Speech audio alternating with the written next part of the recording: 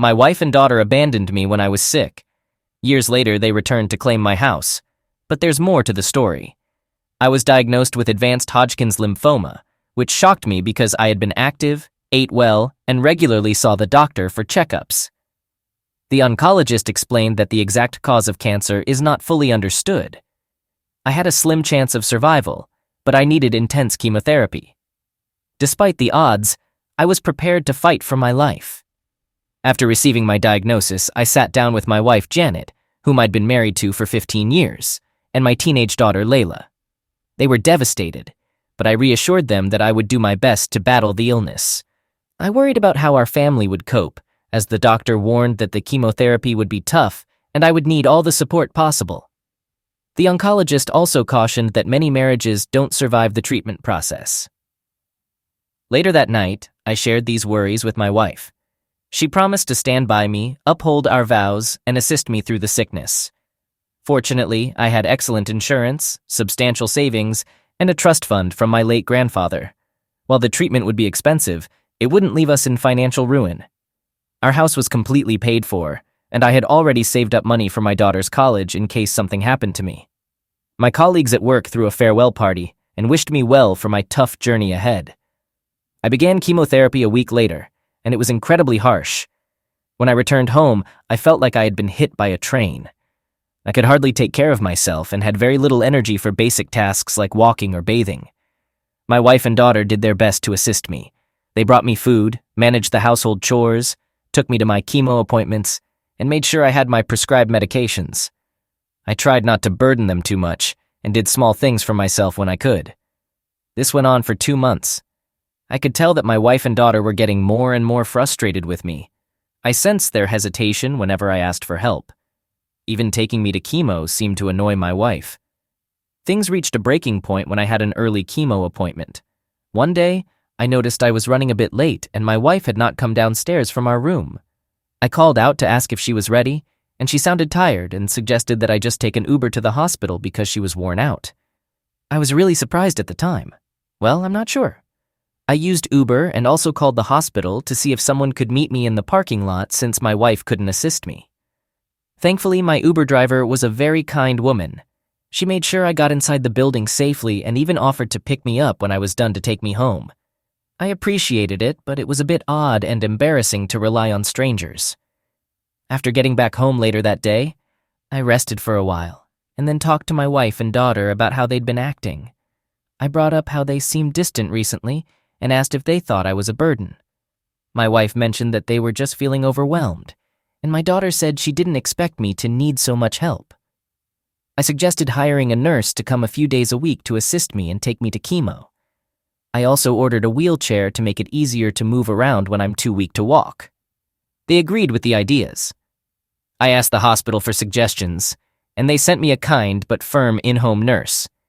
She ensured I made it to my chemo appointments on time, took my medications promptly, and even created a plan for my care that included healthy meals. Everything was going well. The doctors were happy with my progress, but my wife and daughter still didn't seem content. While I was less of a burden now, my wife felt like the nurse was replacing her. I talked to my wife about it. I proposed that if she could handle taking me to chemo, managing my prescriptions, and making sure I ate and took my meds as needed, then I would be okay with letting go of the nurse. I had the nurse because I was a lot for my wife to handle, and she agreed to this compromise. She asked if I'd be okay with a male nurse instead, but I explained there weren't any available from the hospital's recommendations. They had assigned the nurse I had because she had experience with cancer patients and understood my needs. Besides, she was attentive, careful, and respectful. She treated my wife, daughter, and me kindly. The only way I'd consider letting her go was if my wife and daughter were willing to take on all the responsibilities the nurse was handling, but my wife wasn't open to that idea. She told me that I should take care of myself more instead of making my condition everyone else's issue. So, I questioned if she was thinking clearly. I already do everything I can on my own. Some days I could barely even lift my head, let alone stand up. The chemotherapy has really taken a toll on me. She got really angry and went upstairs, slamming doors. I decided to ignore her outbursts and focus on my recovery. Her negativity would only stress me out and worsen things. Later that night, My mother-in-law, who lives 2 states away, called me. She asked why I had brought another woman into her daughter's house. Technically, it's my house under my name. I owned it before we got married. But I chose not to be petty. I explained in a polite way that I needed help, and the level of assistance I required was more than her daughter was willing to give. So I had to bring in a nurse to help with my care, as the previous arrangement was too much for her daughter to handle. I still had at least a month of chemotherapy left, as long as the cancer didn't persist or worsen. The nurse wouldn't be around for much longer. My mother-in-law didn't seem completely convinced, but eventually left me alone, which was all I really wanted. Anyway, everything was going well for about a week after my treatment. Then, one day when I got back from chemo, I saw a moving truck parked in front of my house. My wife, son, and daughter had packed up and told me they were heading to their mom's place indefinitely. I felt hurt and upset, but I was too exhausted to express my feelings properly. What stung more was that she chose to do this right after my chemo session, knowing I'd be drained and unable to talk to her. It just seemed so heartless. I talked to my daughter to understand if this is what she really wanted. She was old enough to make her own decisions. She explained that she'd rather be with her mother because living with me had become too difficult. With tears in my eyes, I watched them leave. This was exactly what I had been fearing. When I began chemo, I already felt abandoned and unwanted. On that particular day, the nurse spent extra time with me and asked if I had any family who could be with me so I wouldn't be alone. My brother was the only family nearby, but he lived 3 hours away and had his own young children. Nevertheless, he said he'd take time off work to be with me until I could find a more permanent solution. When he came over, he was really angry about what my wife had done, calling her selfish and ungrateful. She never needed to have a job. The day after we got married, I ensured she didn't have to wait for anything. My brother could only take a week off work, but he proposed an alternative solution. His wife's sister, Kara, was going through a tough divorce and needed a safe place until she could stand on her own again. Since her husband was the one providing financially, she didn't have much money and couldn't afford rent alone. She was currently studying radiology at university on a scholarship. My home was nearer to the campus, so it worked out well. I'd have company in case of emergencies, and she'd have a place away from her soon-to-be ex-husband. I told my brother I was okay with the arrangement, and Kara wouldn't need to pay rent as she'd already be helping me out. She could choose any available bedroom. I wasn't concerned. My wife and daughter had taken everything except the bed and dresses. My brother stayed for the rest of the week, and on his last day, Kara arrived. He assisted her with her belongings, and she thanked me immensely for letting her stay. She promised to clean up after herself and pitch in where she could. She's really friendly. I assured her that she wouldn't need to do too much, as my nurse would be coming in 7 days a week instead of the usual 4. After saying goodbye to my brother, I did my best to help Kara settle in. Things went smoothly in the weeks that followed. I did miss my wife and daughter, although it seemed like I was the only one feeling that way, given that they didn't even call or check on me. Kara was a tremendous help. She handled most of the grocery shopping, cleaning, and even assisted with preparing meals without any complaints. About a month and a half after my wife left, I received the news that I was cancer-free. Ringing the bell at the hospital was a major highlight for me that year. My nurse asked what I wanted to do first, now that I was essentially cured, and I initiated divorce proceedings. Then I concentrated on the steps to recover from cancer, which was a journey in itself. Gradually, my strength and hair started to come back. My scars began to heal, and I started gaining weight. I mostly stuck to a healthy eating plan, but I allowed myself some cheat days to enjoy my favorite meals that I hadn't had in a while. It's been 6 months since I became cancer-free, and I believe I'm finally prepared to move forward with my life. I reached out to my previous job, and they're open to rehiring me for remote work if I decide to. I'm thinking of accepting the offer since I'm planning to move away. Although I like my current house, it holds too many painful memories. I want to start anew with something smaller. While she doesn't know it yet, I intend to give the house to Kara. She supported me during my lowest moments and showed incredible kindness, even though we were almost strangers. If she chooses, she can sell it. I don't want any connection to it anymore, and I definitely don't want my wife or daughter claiming it. My new residence is in a peaceful rural neighborhood, and I'm excited for this fresh start. Hey everyone, it's been more than a year since I was initially diagnosed. I've settled well into my new home and neighborhood. There are many friendly people around, including my neighbors across the street. Dorothy, a widow who lives alone, quickly reached out to me. Her children are scattered across the country, but they visit during the holidays and her birthday. She invited me over for drinks and a chat on her porch, and she shared that she lost her husband to lung cancer. If he hadn't left a good life insurance, she and her children would have faced financial struggles. So I shared with her about what happened with my wife and daughter. I hadn't received any communication from them, which is okay. I've moved on. I've been spending my time exploring new hobbies. Woodworking has captured my interest, and I'm gradually building up a collection of tools. One day, when I returned from the hardware store, Dorothy mentioned that she saw some people hanging around my house. Thankfully, they didn't do anything harmful or steal. They approached the door, knocked a few times, wandered around the house a bit, and when nobody came out, they waited in their car for a while. She thought of calling the sheriff's office, but decided not to intervene too much, considering they could have been family. I inquired about their appearance, and she described a woman in her middle years and a teenage girl. That would be my wife and daughter. I'm puzzled about how they discovered where I live, as only my brother and his wife know my address. Why would they even be searching for me now? They left nearly a year ago without looking back. Dorothy advised me that if they returned, I shouldn't go out to confront them. Instead, she said she'd find out what they wanted. This suits me well, as I have no interest in engaging with them after they abandoned me during my lowest point. Later that evening, I called my brother, and he informed me that my wife and daughter had been causing trouble around my old house, bothering Kara and her roommate. Fortunately, she had official records proving that the house belonged to her and was registered under her name. Evidently, she told my wife a false story claiming that she bought the house from me. I think it was a wise decision, as revealing that I gave the house away for free might have made my wife very angry. Still, I feel bad that Kara had to go through that situation, so I personally called her to apologize. Hopefully, if they show up again, I can resolve this issue once and for all. I'm uncertain whether my wife is aware of the unilateral divorce or not. I believe my lawyer sent a copy to her mother's address, but it's possible they mistook it for junk mail and discarded it. In any case, it doesn't matter to me anymore. She and I are no longer together. Update number 2. My wife and daughter visited the house again. This time it was during the daytime while I was working. I heard a knock and checked the security cameras, confirming that it was indeed them. My ex-wife looked unchanged, but Layla had grown considerably. She was almost an adult now. Like Dorothy, I remained indoors but positioned myself closer to the door so I could hear them clearly. I overheard Dorothy going to greet them and introducing herself as the neighbor next door. My wife inquired if Dorothy was acquainted with a man named Richard who used to reside there. Dorothy's response mirrored my own confusion. Did she ask?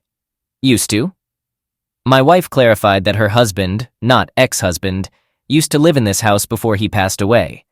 Recently, she had discovered whether anyone was living there without permission, as her husband had a lengthy hospital stay before his tragic and untimely death. I was utterly shocked. They believed I was no longer alive. I truly have no idea where they got that information. There was no record of my death anywhere, especially not at the hospital where I underwent treatment. Moving on, my wife continued explaining that they were the closest relatives, so the house legally belonged to them. Dorothy informed them that someone named Richard did indeed reside there for a period, but he was divorced. She shared that during the time we were neighbors, I had confided in her about my wife leaving and my unilateral divorce filing. Dorothy also mentioned my intention to leave all my possessions to charity. To her knowledge, I had no other family aside from my brother, which is why she found it odd to see 2 women snooping around my home. She did admit that she might be mistaken. The atmosphere remained eerily silent for a while before Dorothy inquired whether they possessed a death certificate or a will. Their response was negative. Dorothy advised them that once they had those documents, they could visit the county's records office. If they could prove their rightful ownership of the property, they could obtain the deed in their name. My wife didn't handle this situation well. She confronted Dorothy, asking her who she thought she was, and she began shouting. She claimed that Dorothy had no right to tell her anything about her own husband. My wife told Dorothy to stay out of her business and to stop being so nosy. It was really embarrassing. The people in this neighborhood have all been kind to me, and my ex-wife was causing a scene and disrupting their peace. I considered stepping in and giving her a piece of my mind, but I chose to stick with my plan. Dorothy, who's truly kind, apologized, and explained she was only trying to assist. She returned to her home shortly after, and not long after that, my ex-wife and daughter left. After finishing work, I went over to Dorothy's place to apologize. She said it was okay and shared that she found my wife's behavior distasteful. She found the outburst rather amusing. I wish I could agree. I knew my wife could get quite angry when upset, but this was going too far. If she returns, I'm definitely going to confront her and ask her to let me live in peace. 3. She came back again yesterday. I was in my home office when I heard a loud crash. I headed to the living room, and to my surprise, my front window was shattered and people were outside yelling. I thought there might be a crazy person causing trouble. Well, I wasn't completely wrong. It turned out to be my ex-wife. She had broken my window, and my neighbors were outside trying to stop her. Apparently, she had been making a scene for a while, but I hadn't heard it because I was wearing noise-canceling headphones while I was working. I might not have heard her even if I hadn't paused my music to take a break. Once I got outside, 2 elderly neighbors were attempting to prevent my ex from causing more damage. Both she and Layla were holding baseball bats, and they had already broken a few of my potted plants. I grabbed her arm and questioned if she had lost her mind. Needless to say, she was surprised to see me alive and in person. I told both her and my daughter to leave my property before I called the police. I wasn't aware at that moment, but my neighbors had already contacted them. My ex seemed hurt by my words and asked why I hadn't reached out to her. She assumed that once I got better, she and Layla would have returned. I explained that when we got married, we made vows to support each other, in sickness and in health. But she broke that promise. I no longer wanted any connection with her. She's not my wife anymore. I sent the divorce papers months ago, and I once again told her to leave. Then she asked about our daughter. She mentioned that our daughter is heading to college next year and I can't cover the tuition on my own. I responded that our daughter was also fine with abandoning me, and I'm ready to relinquish all my parental rights to her. This should have been considered before you both left me. I don't want to have anything to do with either of you. Upon hearing that, she shifted from upset to angry. She started yelling at me, labeling me as selfish and heartless, which I found quite amusing. She's the last person who should be calling anyone selfish. I shouted back and called her an entitled a-hole. I made it clear that she wouldn't receive any financial help from me anymore. Just then, she swung a bat at me, and that's when the police arrived. They promptly arrested both her and my daughter. They inquired if I wanted to press charges, and I certainly did. My ex-wife and daughter began crying loudly as they were being put into the police car. I didn't feel any sympathy for them. I had captured everything on camera, including my wife breaking the window, and I had already shared the evidence with the police. After my work hours were over, I ordered a new window and cleaned up the shattered glass. Tomorrow, someone will come to fix it. But in the meantime, I've put up a makeshift tarp to keep out the elements. Dorothy kindly provided me with buckets to hold my plants until I can replace the pots. My curiosity led me to do some research regarding why my ex-wife showed up unexpectedly. It turns out her mother passed away 2 months ago, and they discovered that the house they had been staying in wasn't actually owned by her or her late husband. It belonged to his cousin, who decided to kick them out to sell the property. With both of my ex-wife's parents gone, she and our daughter sold most of their belongings and have been living in a motel for a while. Upon returning to our former home and seeing my car, they assumed I had passed away. They went on a search for records of my possessions and purchases. That's how they managed to find me again. In any case, they're facing charges for vandalism, attempted break-in, and attempted offense. Since Layla is underage, she'll receive community service, but my ex-wife is definitely going to face legal consequences due to the evident premeditation. I'm considering obtaining a restraining order as well, at least for the time being. This way, I won't have to worry about her bothering me again for quite a while. I often wonder when I'll move past this. I'm a 24-year-old guy and my fiancée is a 25-year-old woman. We've been together for 6 years. I proposed to her during the COVID pandemic, and shockingly, she was having an affair when she accepted my proposal. It's hard for me to understand why anyone would do that. Accept a marriage proposal from one person while being involved with someone else. I'm not particularly smooth with the ladies. I've always been a bit awkward. But when I met my fiancée, whom I'll refer to as Bess, I fell head over heels in love within a matter of minutes. I'd never experienced love before, yet as soon as I met her, I knew she was the one I wanted to spend my life with. Strangely, she seemed to really like me too, and we were discussing kids and the possibility of moving in together by the end of that week. The time leading up to the day I discovered the truth was wonderful for me, though clearly it couldn't have been as great for Bess. One day I caught a glimpse of a message on her phone that gave me pause. That night, I lay awake thinking about it, and while she was sleeping, I got up and went through her phone. I'm quite comfortable with technology. I actually make a living by developing some mobile apps. While I'm not extremely wealthy, I could take a year off without facing serious financial repercussions. In any case, I didn't find anything that definitively proved her affair, but I did come across a lot of suspicious things like deleted messages. She also had a Snapchat contact with an icon suggesting a high level of interaction. Additionally, there were pictures of a guy I didn't recognize. I decided to install spyware on her phone, so I searched on Google and picked the priciest service available. This software allowed me to remotely access the camera and microphone. The following day, Bess was set to embark on a 5-day business trip. Given her sales job, this wasn't particularly unusual. However, once she left, the messages between them began flowing. I was utterly devastated. I ended up vomiting multiple times due to the shock of what I was reading. For quite a while, I resisted accepting the reality of it all. Eventually, I became fixated and started delving into anything I could access. I learned that their affair had commenced more than 2 months before I proposed. Her affair partner, a coworker, was a married man 10 years older than her. He had 3 children, and his wife was 7 months pregnant at that time. The ultimate blow was when I could hear them being intimate in a hotel room. They professed their love for each other, disparaged me and his wife, and even discussed the idea of running away to form a new family. This utterly devastated me. I was at a loss regarding what to do. I didn't have the courage to call and confront her. Eventually, I reached out to my childhood best friend, whom we'll call K. K grew up in a Brazilian favela and was tough as nails. He and his mother moved next door when I was 12, in the UK to be clear. K's father had passed away a few years prior, although we never talked about it much. His mother explained that he died due to random offense. My own mother left when I was 10. She had an addiction to pills, and my father never remarried. Although Kay didn't know English at all, over that first summer, we became close friends and learned each other's languages to some extent. It seems we bonded strongly due to our shared traumas. Kay and I have been inseparable since, which is a bit odd given that I'm a conflict-avoidant and socially awkward nerd. On the other hand, Kay is quite popular and fearless. He's not particularly large or muscular, but he's undoubtedly tough. Kay is widely loved.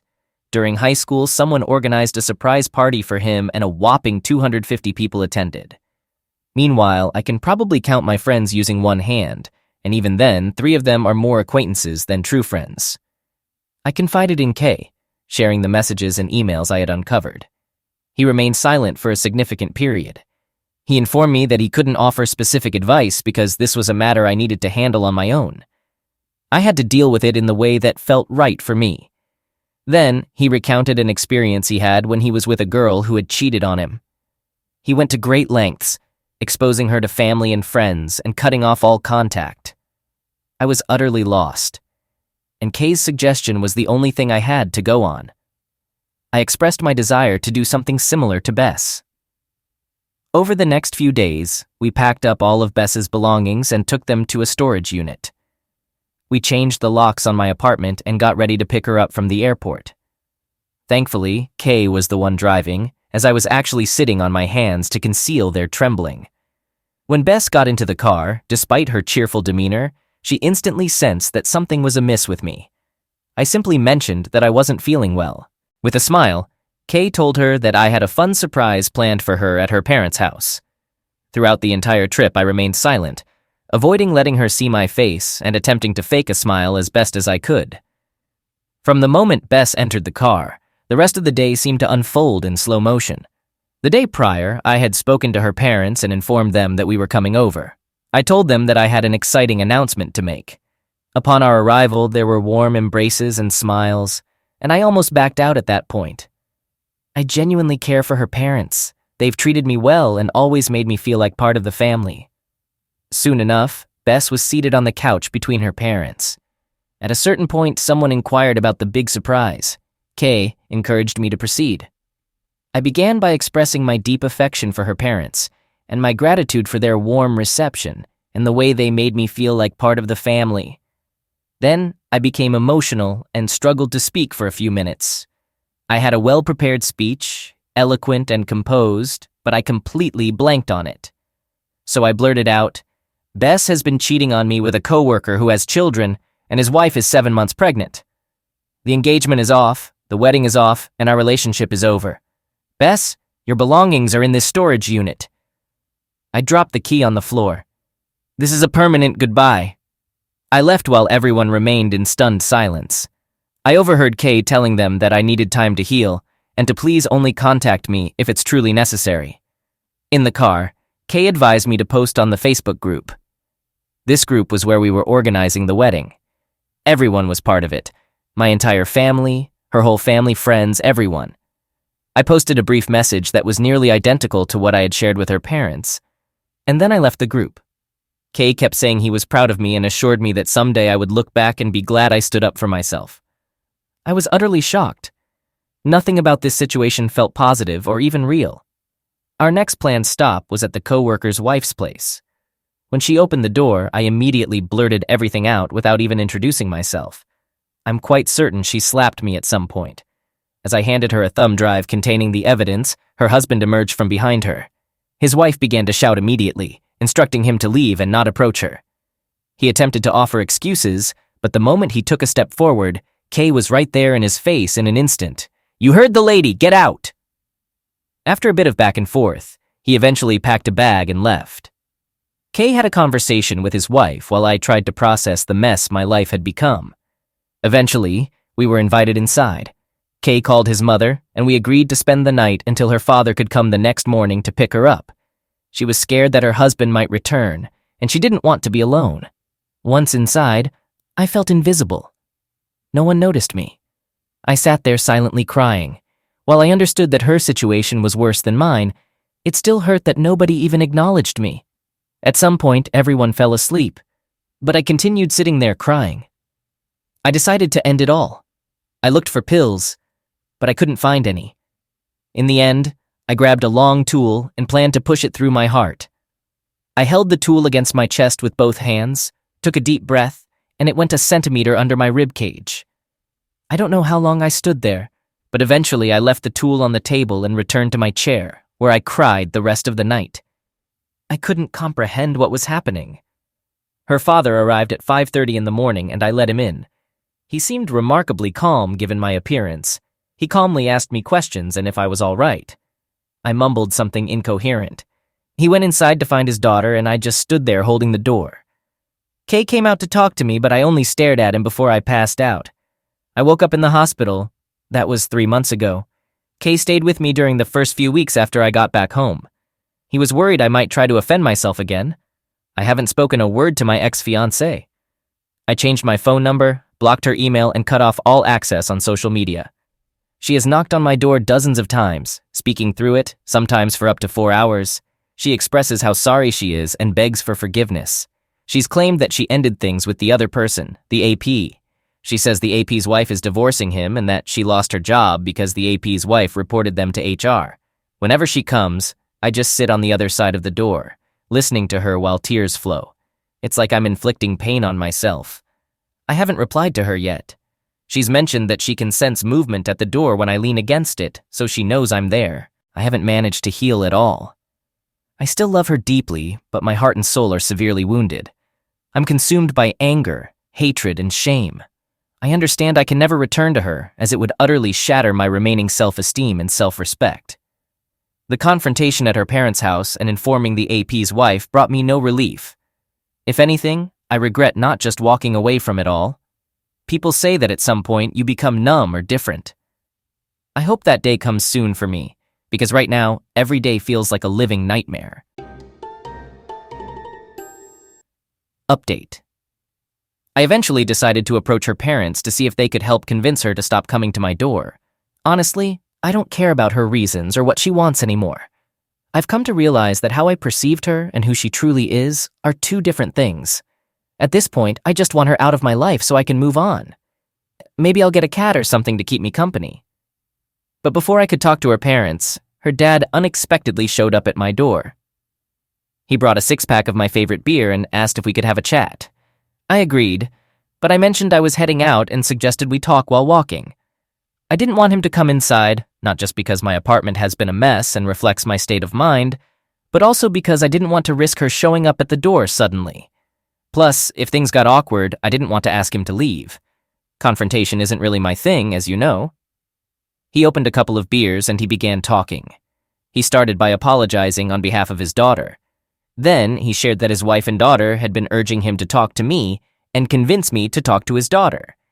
But he made it clear that he had no intention of doing that. In fact, he supported the decisions and actions I had taken.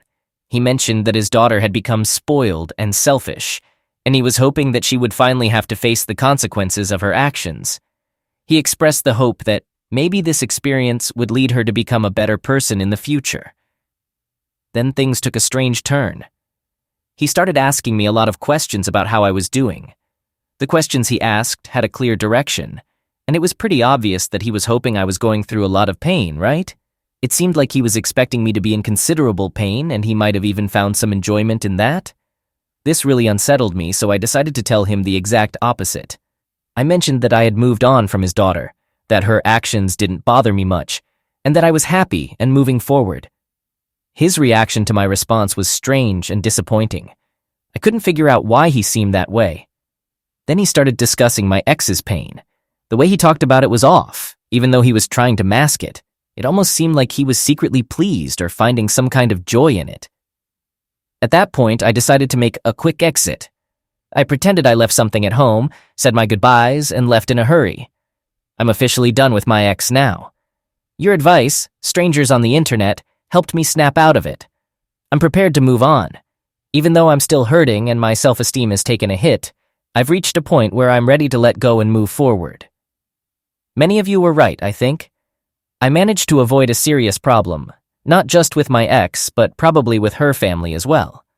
What kind of father takes pleasure in witnessing his own child suffering? Update. After reading the feedback on my previous post, I came to understand that I might have misinterpreted the situation with her father. He has consistently treated me well, and I hold a lot of respect for him. So I decided to reach out and have a conversation with him. You were correct. The questions he asked were leading because he was trying to figure out if there was a chance of reconciliation between me and his daughter. He mentioned he was hopeful about that possibility and that I had a positive influence on her. Interestingly, he also acknowledged that she didn't deserve me. Hearing this actually boosted my self-esteem, knowing he recognized this.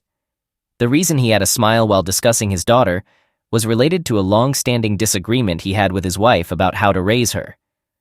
Over the years, he had repeatedly told his wife that allowing their daughter to get away with things, indulging her, and lacking discipline would lead to significant negative consequences in the future. His main regret regarding his daughter was allowing his wife to override his stance on this matter. He was smiling with a sense of anticipation as he was looking forward to proving his wife wrong. I asked him directly if everything was okay between us, and he assured me there were no issues at all. In a lighthearted manner, he joked about considering a divorce. Apparently, his confrontation with his wife and daughter after meeting me didn't go well. However, this time he expressed determination not to back down. It seemed like a confrontation that had been brewing for a long time. Regarding Kay, he has been consistently supportive, as always. He has stood by me and offered encouragement throughout. Now that I've distanced myself from the situation, I can see how right he was when he said I would eventually feel proud of my actions. I stood up for myself, something I rarely do, and I feel empowered by it. I'm certain I'll do the same in the future when it's necessary. My ex came to my door again, and this time I actually had a conversation with her. She pleaded with me to let her in so we could talk. However, I wasn't going to engage with her on her terms.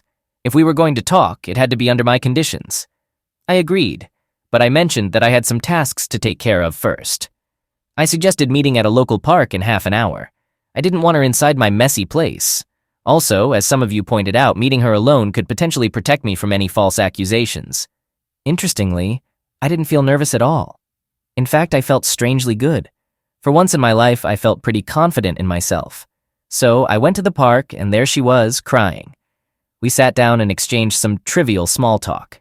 She attempted to pry into what her father and I had discussed, but I firmly told her that our conversation was private between him and me, and, frankly, it wasn't her concern. As I started to lose interest, I asked her what she wanted to discuss. Then she launched into a lengthy monologue that lasted about an hour. She expressed how sorry she was, how much she loved me, how it was all so wrong, and how she had hurt me. She went on and on, begging me to consider reconciliation. She was willing to do anything. I told her that I forgave her because I didn't want to carry around the burden of anger, hatred, and pain any longer. However, I made it clear that reuniting was completely out of the question. It's not something that will ever happen. People who truly care for others don't behave the way she did towards me. Her actions have completely proven that she isn't a kind person. Acts like hers aren't what good people do. Having trust in her again is impossible for me. I explained to her that I want to share my life with someone who is kind, trustworthy, and truly loves and values me. Due to what she did, she no longer fits that role in my life. She cried uncontrollably, and I watched without much emotion. It was odd. I've never felt so detached from someone before. This sense of indifference isn't typical of me, at least not that I remember. I called her father to come pick her up, expressing hope that she seeks counseling to mend whatever is broken within her. I tried to offer some encouragement for her to overcome this situation, but she didn't seem receptive. Her dad arrived, and I explained the situation to him. I wished her well and good luck. Then I took an Uber to the local animal shelter and adopted a kitten. I named the kitten Shiny. Kay made a joke about my newfound courage, saying he was blinded by my shiny spine. So the kitten's name is Shiny, a reminder to stand up for myself. I'm content that I took the high road and honestly communicated with her without shouting or resorting to name-calling. I've been playing with my wonderful kitten, having a great time. Later, Kay is coming over for video games and some beers.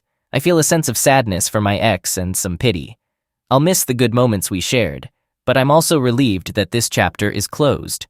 Some of you shared difficult truths that I needed to hear, and I'm thankful for that.